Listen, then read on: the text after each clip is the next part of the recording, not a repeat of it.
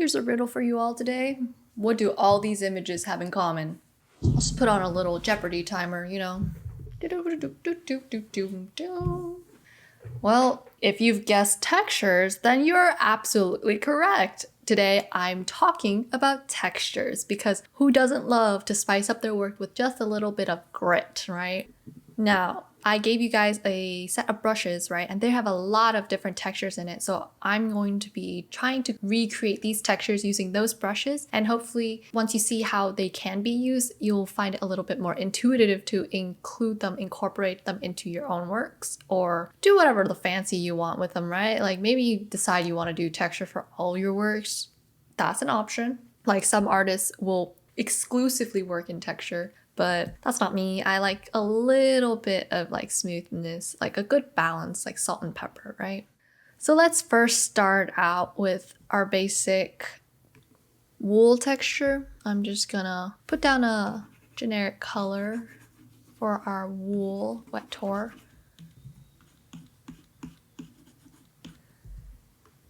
Lay down your shadows. Push it slightly cooler, so it's a little more interesting for people to look at, right? Don't just want darker value, because just darker value I feel like can feel very monotonous, especially if you're not going for that monotony. Now here is where some textures might come into play. Number 93 has some great textures, right?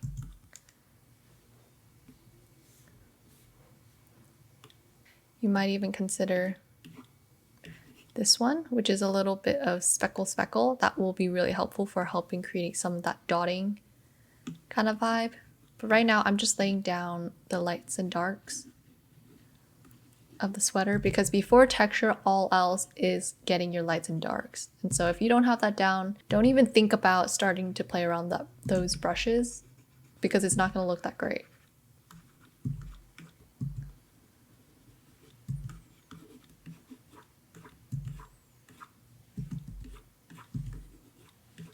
All right, you can see how there's like still a distinct light and dark region if you squint your eyes. I'm gonna get that in there.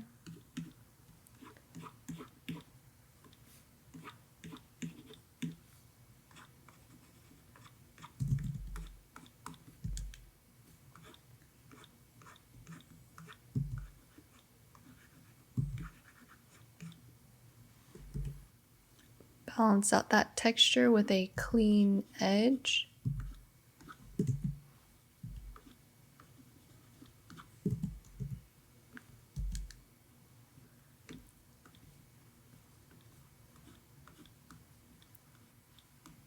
Okay, so now we have ourselves a pretty good solid foundation for us to start playing around with our textures.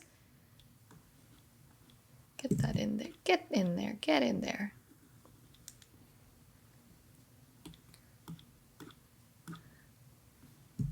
So now I'm gonna start experimenting with what type of brush might work for this, right?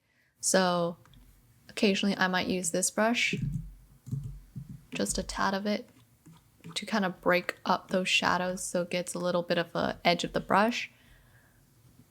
I'll occasionally bring in this one because it has this beautiful kind of chalky feel, almost like wool.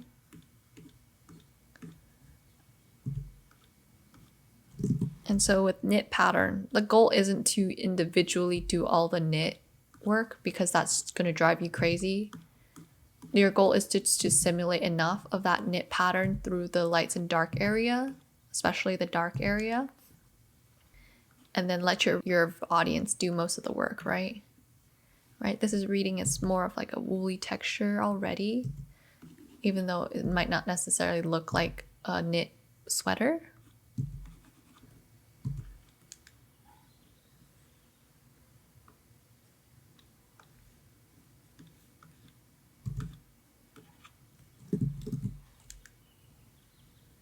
All right, let's see what some other patterns we got.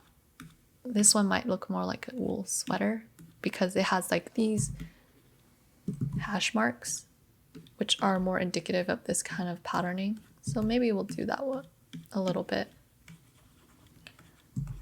And of course, gotta be careful with how much texture you're putting in here, because too much texture can make it super busy for the viewer's eyes. So you want to be somewhat limited with the types, number, and amount of texture you add in here. And just make sure that your values are good, and then that you supplement it with, like, say there's a button right here, right? Go back to our regular brush. Where you at? Where you at? Right here. Then we get that shadow in there. Get that really dark shadow in there. Squint your eyes, squint your eyes, squint your eyes. Make sure you can see stuff. Or make sure you can't see anything, so then you can totally simplify this baby. Super generic neck or something. I don't know. Do it like this or something like that. And then give him that nice coarse shadow. Maybe I'll balance it out with a little bit of that warmth. Right? Just a tad bit of warmth. And then the shadow can run a little bit more greenish, as if it's reflecting that sweater a little bit. And this side is going to be still kind of warm, the shadow, because it's mostly reflecting the skin or whatnot.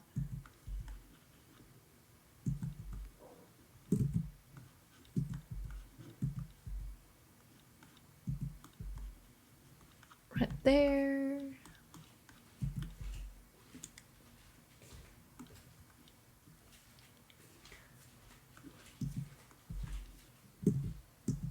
See this little doggle? Gotta get that in there real quick. And then we're gonna make it really dark here, as though this is like super different from the bottom part of the sweater. Right?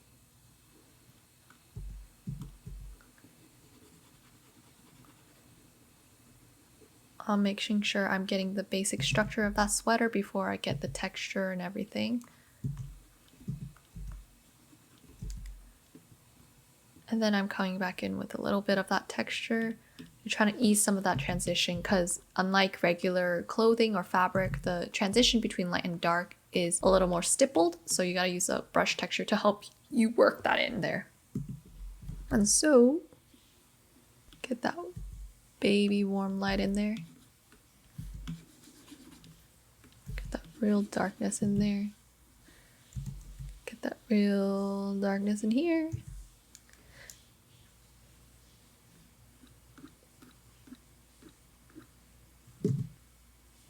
Not a good choice. See what I mean by, like, too much texture can be detrimental to the piece?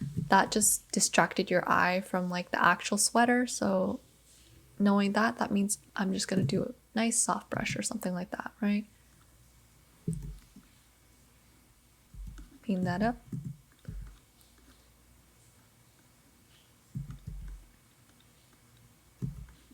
All right, and then you got your somewhat of a sweater. Throw in a little bit of this type of texture, see if it'll help break up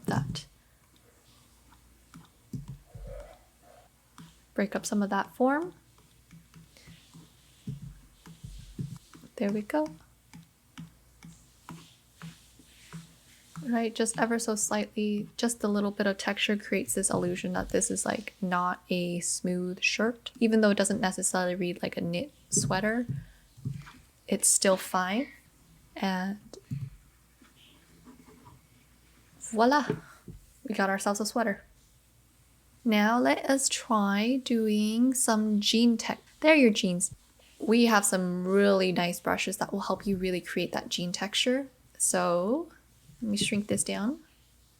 And for jeans, I am going to do this type of blue. And we're going to start out, again, we're going to start out with very clean brushwork, right? We want to lay down our foundation first. Before we do anything else. So jeans, let's pretend these are jeans. So what we're going to do is we're going to go cooler and go darker in value in order to capture the shadows. I'm using this 128 brush again, the chalky one, to create the shadows because jeans, of course, aren't very smooth, at least for like real jeans. Skinny jeans may be a little more smooth, in which case you can like get away with not putting too much texture in it.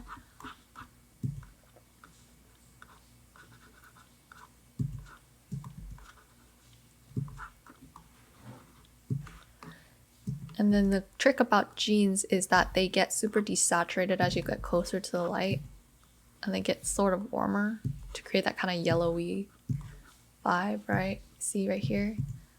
Just be careful with it, especially around the knee area because that's where you're gonna get the most stress. I'm giving some bounce light right in the inner corner because light is gonna bounce back onto the back of your thigh.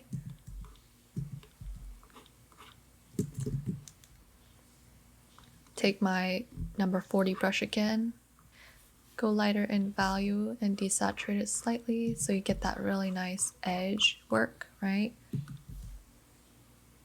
Go warmer, tad bit, go slightly lighter, and we're gonna go ahead and use that hash brush again and slightly get in the knee area. And then we're gonna go in. Is this the brush? Yes, this is the brush. And then add just a bit of that texture up to the top part. We're going to increase the size of our brush so the texture reads well.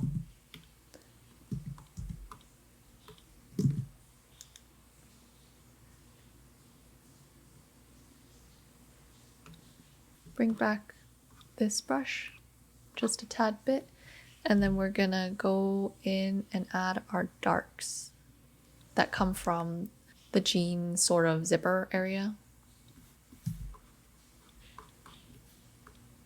Cool that baby down.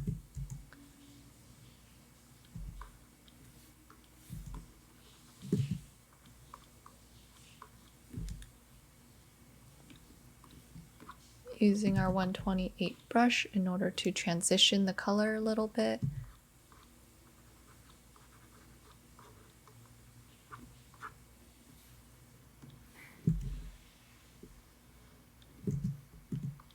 And then there's like a ring of light that comes from the seam of the jean, and for that we're just using our regular brush.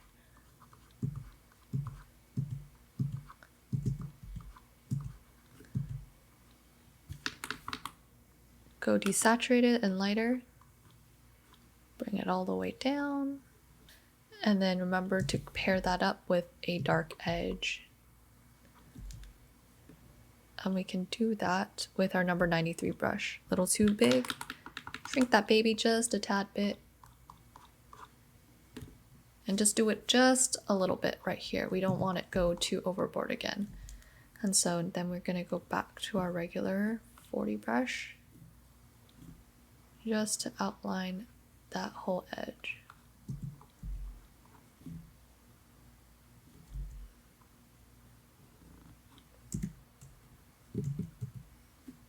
All right, and then you got yourself a good pair of jeans.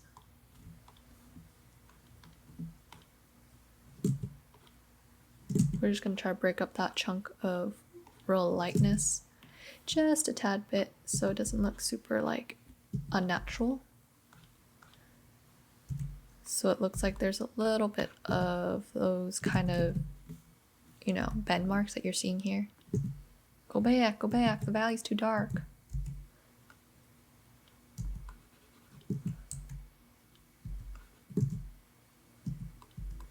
Yeah, something like that. So you got jeans, right?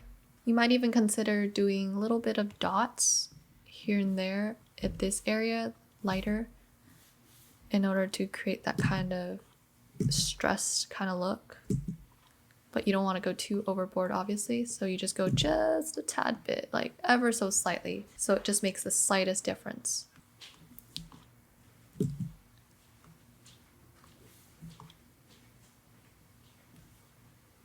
right?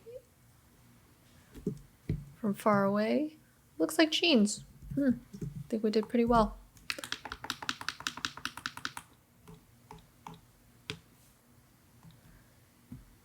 Now, what say you about fur texture, right? Well, I typically create fur the same way I do hair. When I do hair and fur, I like to be a little more loosey-goosey, and I use my trusty old number 40 brush. And again, we're thinking big O shapes. So let me pull up a picture.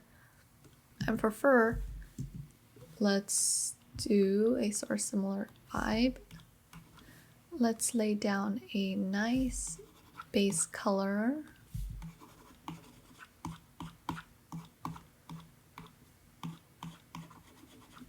And what you're gonna also notice again, number 40 brush, because it has such a beautiful like tail end, like the brush edge, making fur with it is so easy. Like I don't even have to stress at all. So right here, again, we're gonna make sure we do our lights and darks. So I'm just using a soft brush right now to get our lights and darks.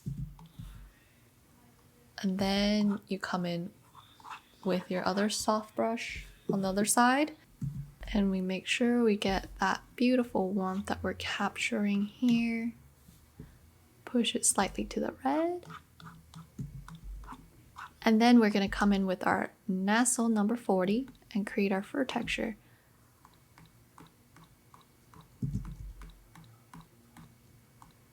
See right there?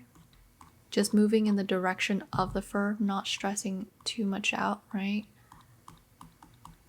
And I'm trying to vary the size of the brush marks so it seems more natural.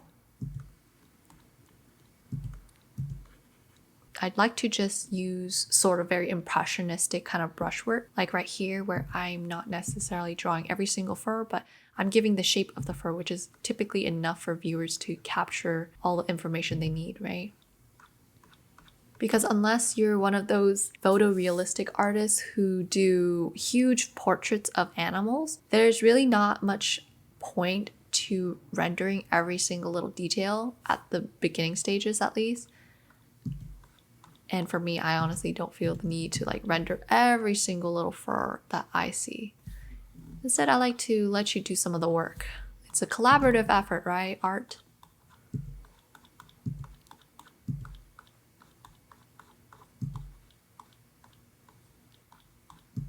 And so I keep these edges pretty soft, like there's not a lot of hard edges here.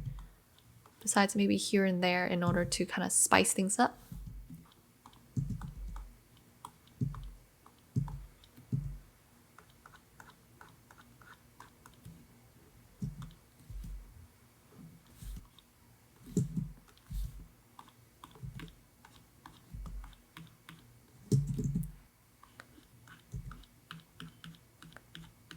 See, even when I'm trying to create this type of rim light, you can see I just smartly remove some of that. And I just vary the sizes of those.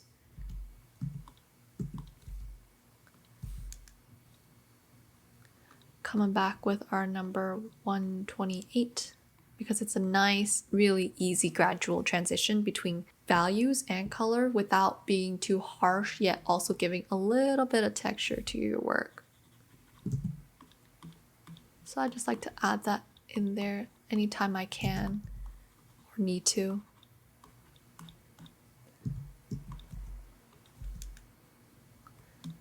We're gonna make our lives a little easier. I'm gonna try and put in a overlay on the edge to capture that bright ass sunlight. Let's go slightly redder. Nope. There we go. There we go. Look at that beautiful. And then maybe there's a little bit of that bounce light just coming from that side.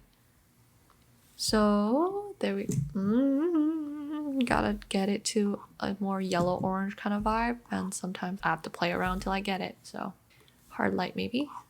I don't know. All right, so I tend to switch between hard light and overlaid mode on my brushes and on my effects tab. And those ones are really good for just creating that really nice glow that comes from light source, which is why, obviously, that's why it's called light, hard light, soft light mode. And so don't work too hard trying to capture that kind of thing. Sometimes you can just cheese it a little bit, right? Like I did, just get the base colors down and then come in later with your filters and everything and then let them do the magic, right? Photoshop, you paid so much money for it, might as well make the full potential use out of it. And there you got Fern, look at it, baby. And I didn't even do that much brushwork, see? Like I basically just painted a base coat, added the shadows and the light, added some stripes, added the rim light, overlaid it, and then voila. And then the whiskers, you know, take your nice pressure hard brush, I guess it's called. Is that what it's called? Yeah, it's hard round pressure size. Then just do real quick, real thin ones, not as thick as I did.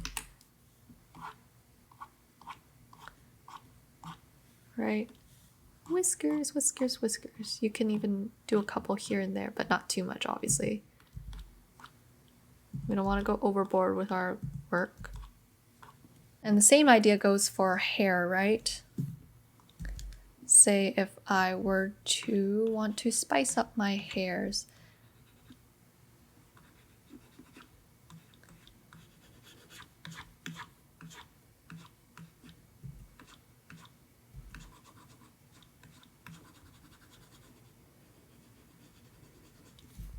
Get your darks in there again.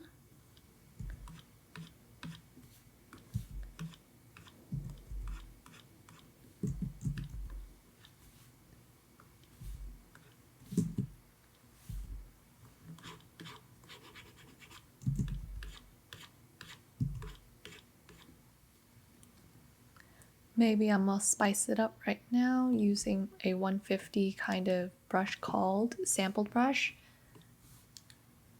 And it looks sort of like those oil paint brushes that you might find in the stores. And help me create some of that fringe. Supposedly she has like a soccer mom haircut or something. I always regret whenever I cut my hair way too short because I definitely look like a soccer mom. Okay, get that dark in there, get that dark. Erase some of that. I want to make sure our silhouettes are looking spicy.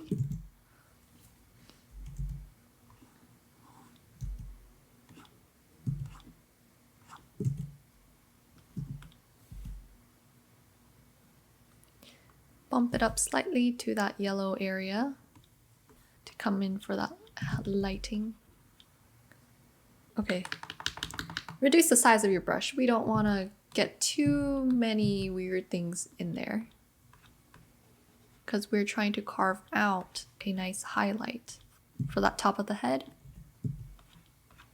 We're gonna saturate our color just a tad bit and then we're gonna bump it up to that super bright highlight that would occur if she's super close to a light source or something.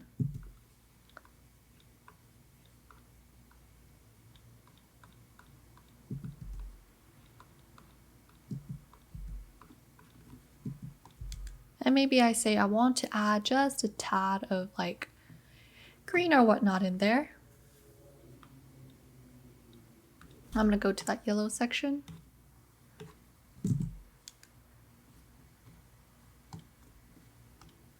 Take maybe this brush and add just a bit of texture here and there. Let's say we try to explore a little bit with the preset textures that Photoshop has options for, because they can get sort of intensive or like a little bit overwhelming because of just how many options they have. And so let me do a new layer, hide this baby. Goodbye, kitty. And we're gonna do ourselves a nice base layer. And we're gonna play around with some of these options for textures, right? So if you press this half circle right here or double click your layer, it's gonna open up this section called bevel and emboss and called texture right here. And so you see this first texture right here, It looks sort of like pavement, concrete kind of thing.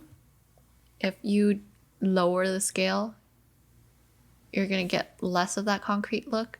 If you increase it, it's going to increase the scale, the size of those texture sizes. All right, so typically I do in the middle. If you do depth, lower your depth. It means the shadows contrast is going to be super high, whereas if you do just in the middle, it'll be okay. And then opposite, obviously, is going to pop out all those lights and everything.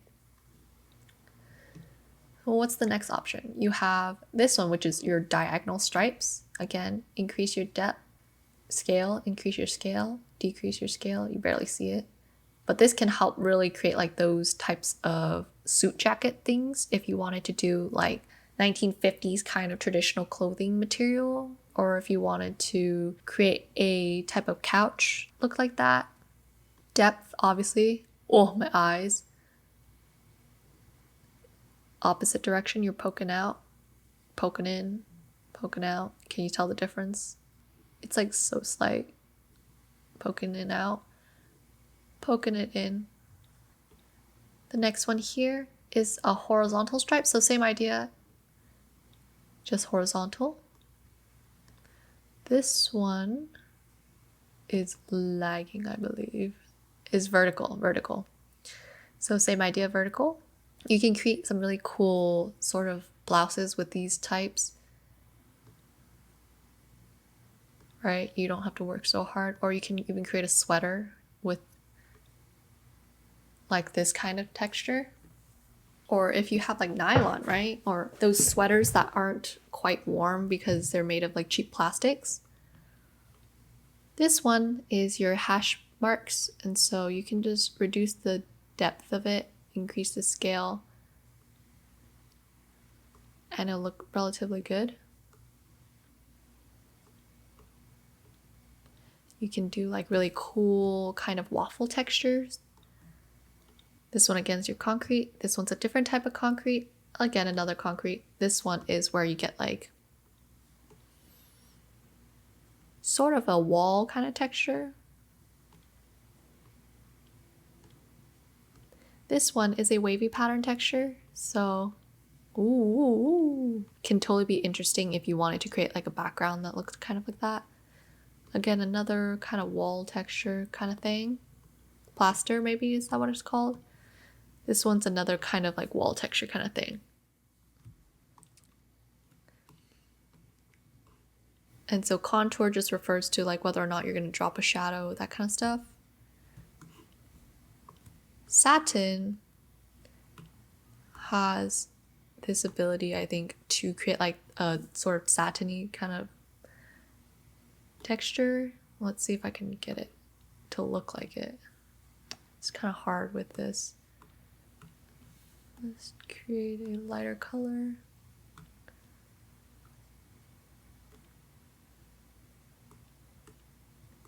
See like how it's sort of trying to help you mimic the look of satin with like how satin does this kind of effect, right? But obviously we can totally do it ourselves. We don't need their help. Contour texture, pattern overlay, same idea as the texture, same things, but the only difference is that it's going to act less depth-wise and more flat surface. So this is going to be the things where if you really want like a shirt pattern to show through like that, this is where you would go for the shirt patterns. Let my Photoshop rest up a little bit. And so now we can play around with some of the more interesting patterns that you might see. So add a noise. If you add uniform, it's going to look like this. Add more, add more. Oh, so much. You can do Gaussian where it's a little less uniform, and so it's going to look something like this versus this, right? You can choose to not make it monochromatic. It could look sort of like a fuzzy TV screen almost kind of thing. You might do dust and scratches, which I think might be too intensive for my computer to see right now, or it might just be too subtle because dust and scratches is a very subtle kind of rendering edition. If we do pixelate, we're just gonna pretend that's what pixelate does, adds these like screen pixelations. You could also do crystallize. We'll do a good cell size, do something like that. Right, you see the edges kind of got sort of a little more pixely. It's very hard to tell. Facet. Don't think you can tell from this. Fragment, see, does that weird thing. Maybe if I add a different color to it, maybe you'll see it even better. Let's add one of my favorite colors, or one of my favorite color combos, because I don't like pink itself, but when it's paired with blue-green, I just love it so much. So let's try fragment. Yeah, it's just barely noticeable. Go back. We're going to pixelate mezzotint, and it's gonna do this. You could do medium dots, grainy dots, short lines, and then you can get really creepy and everything, right? Ooh, short strokes, long strokes, real creepy. You can also do mosaic, which is the thing you see when it's like pixelated art, right? Or if you're trying to censor something. It's a really cool effect, honestly.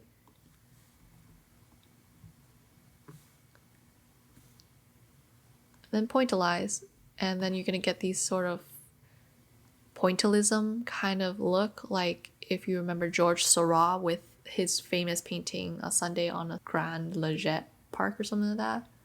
The one with the umbrellas and stuff. See, it's gonna do the work for you. So if you ever wanted to play around with like color like that, you could totally add that in there. I think some other things you can do are filter gallery, I believe, will let you go into more texture, right? So let's go through each one of them. Colored pencil, cutout, dry brush, film grain. You can sort of see it, right? Let me zoom that in and you can totally see how some of that texture. Fresco doesn't really show up very well. Neon glow. Palette knife.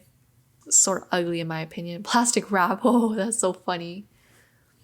I don't know how you could use this, but I definitely feel like if you're more into like the surrealist type of art, this could be useful for you to play around and test your colors and stuff. Rough pastels could be a really nice one. I really like how the edges look. Smudge stick, meh. Sponge, underpainting, again, meh. Watercolor, meh. Meh. Cross hatching, I feel like we would see it better somehow if there was more image to see. This could be fun. Spatter. Spade strokes, interesting. Diffuse glow. This one's really interesting, especially if you wanted to do like that illusion of the Sahara sun and then shining down like that.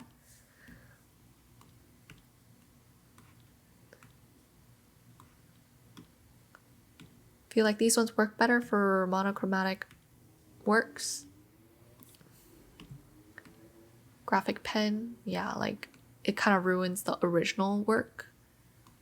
But note paper, it could be an interesting way to add texture to your work already, right?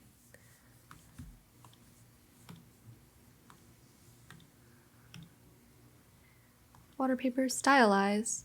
Let's close some of these so we don't clog ourselves up. Stylize, we've got like a really, I think if you had more colors, it'd be more obvious. And you could, you know, edge brightness, smoothness, you can make it less smooth, more smooth. Edge brightness, bump it all the way to the max. Then you see like that center neon glow kind of thing. Edge width, then you'll really see it, right? Ooh, bow wow. Texture. They have their own separate tab for texture, but it's pretty limited in my opinion. I think you can download more, but I'm pretty sure you have to pay for those because I don't know how to design any of them. Grain, mosaic tiles, patchwork. Oh, these ones are pretty cool. right? You could do a brick texture as though like you're doing graffiti or something, and then scaling, increase that, bump that baby up. Oops, don't want it to.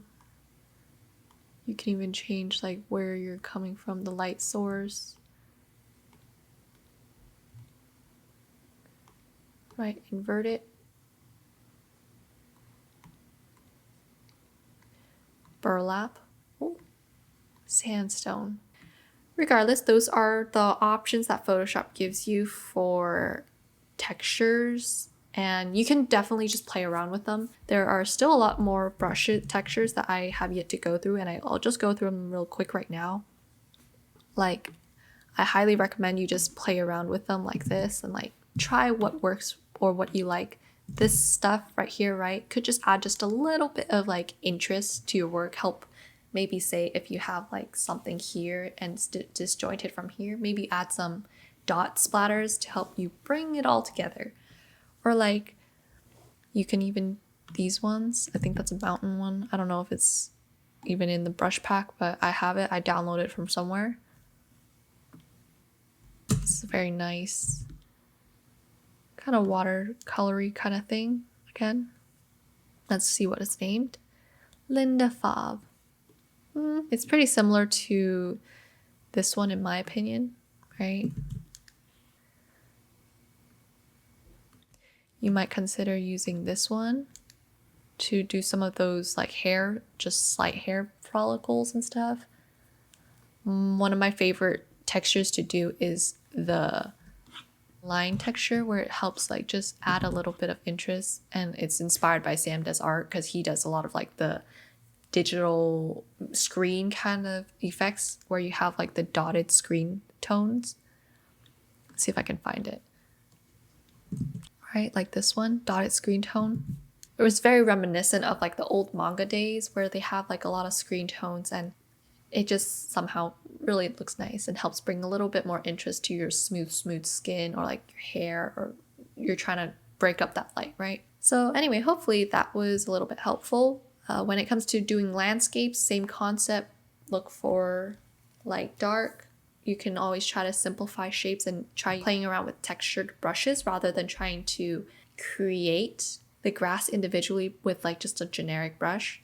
Obviously, some brushes might require you to like tailor it or like download specific ones, especially for like, say, leaves in the tree or whatnot, right?